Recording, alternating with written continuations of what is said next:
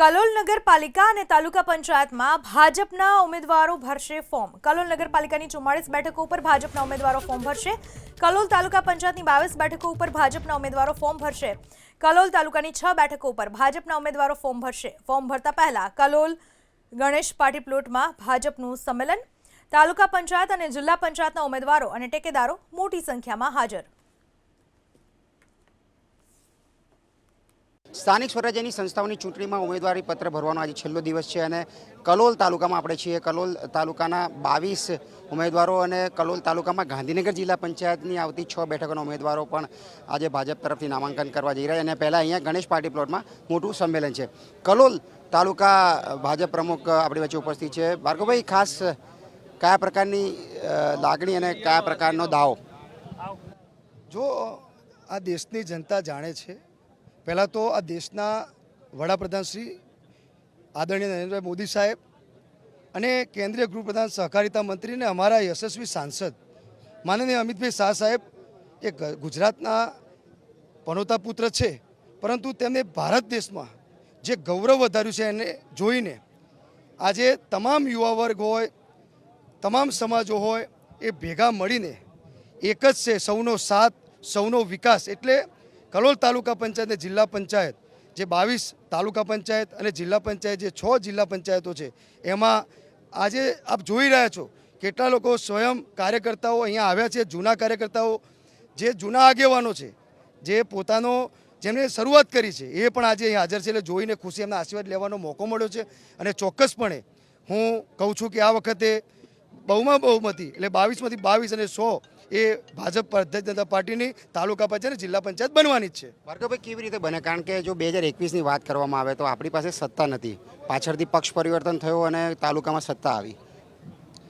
એ વખતે આપ જોઈ રહ્યા છો ક્યારે અત્યારે માનનીય અમિતભાઈ શાહ સાહેબ આ મત ક્ષેત્રના યશસ્વી સાંસદ છે અને દેશને સંભાળતા પણ પોતે એ પોતાના મત ક્ષેત્રનું પણ એમનો પરિવાર, એ પરિવાર પણ બેન રિષિતાબેન હોય, ભાઈ જયભાઈ સાહેબ હોય, બેન સોનલબેન હોય, આ પરિવાર એ આખા તાલુકાને એમના લોકસભા અને મતક્ષેત્રને જે છે વિધાનસભા, એ એમના પરિવાર જેવા બધા છે અને એમને મહિને 2 મહિને એમની સંભાળ લે છે।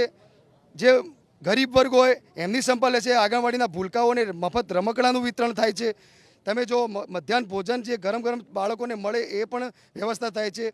તમે લાડુ વિતરણ, જે બાળકો ગર્ભમાં જે સશક્ત બને, કુપોષિત ના રહે, એની ચિંતા સતત માનનીય અમિતભાઈ શાહ સાહેબ અમને પરિવાર કરે છે। એટલા માટે અને વિકાસ જ્યારથી માનનીય અમિતભાઈ શાહ સાહેબ અને અહીંના લોકપ્રિય ધારાસભ્ય લક્ષ્મણજી પૂંજાજી બગાજી જ્યારથી પંચાયતના સરપંચથી લઈને પાર્લામેન્ટ સુધી જે એક ધારો સરપંચથી લઈને ભાજપના બન્યા છે, વિકાસ જોયો છે, એટલે આ વખતે ચોક્કસપણે ભારતીય જનતા પાર્ટીના તાલુકા અને જિલ્લા બનવાની છે।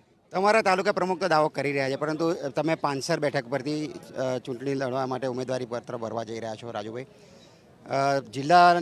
જિલ્લા પંચાયતની પણ બેઠકોમાં કંઈક આ પ્રકારની સ્થિતિ હતી, હવે કયા પ્રકારનો દાવો? નહીં, જે પ્રમાણે ભારતીય જનતા પાર્ટી વિકાસના રાહ ઉપર ચાલી રહી, ત્યારે નરેન્દ્રભાઈના નામ ઉપર રાખીએ અને અમિતભાઈ શાહ સાહેબ જ્યારે અમારા સાંસદ હોય અને અમારા નાદીપુર ગામમાં, પોંછર ગામમાં 3-4 વાર જો એ પોતે મુલાકાત લેતા હોય, એટલે અમારા માટે તો ગૌરવની વાત છે। જ્યારે પાર્ટીએ અમારા પર વિશ્વાસ મૂક્યો છે, ત્યારે અમે બધા જ એક થઈ અને અમે પોંછર જિલ્લા પંચાયત, એના નીચે 3 આવતી તાલુકા પંચાયત સીટો સાથે અમે ભવ્ય વિજય મેળવવાના છીએ। રાજુભાઈ, એજન્ડા શું, પ્રાથમિકતા શું તમારા મત વિસ્તારમાં? અમારા મત વિસ્તારમાં સૌથી પ્રાથમિકતા છે વિકાસ સર્વપ્રથમ રહેલો છે અને અમારી એકતા જે ભારતીય જનતા પાર્ટીની છે, વર્ષોથી પોંછર ગામ, નાદીપુર ગામ, ધમસણા અને અમારું ભાદોલ અને ડીંગુચા એ પણ ભારતીય જનતા પાર્ટીને જ વરેલું છે અને આજે અમારા પેલા સંસદ અગાઉના જે તાલુકાના સદસ્યો છે એ પણ ભારતીય જનતા પાર્ટીના જ બનેલા છે આજ સુધી। અને અમારા વડીલ પણ ભીખા દાદા વર્ષો પહેલાં પણ એ અમારા તાલુકા પંચાયત સીટના, જિલ્લા પંચાયત સીટના ઉમેદવાર જીતનાર, હું પણ એક વખત અમારા પરિવારમાંથી પોંછર જિલ્લા પંચાયત સીટ જીતેલા છીએ, તો આ વખતે પણ અમને વિશ્વાસ છે કે અમારી પોંછરની સીટ ઉપર અમે ભવ્ય વિજય મેળવીશું।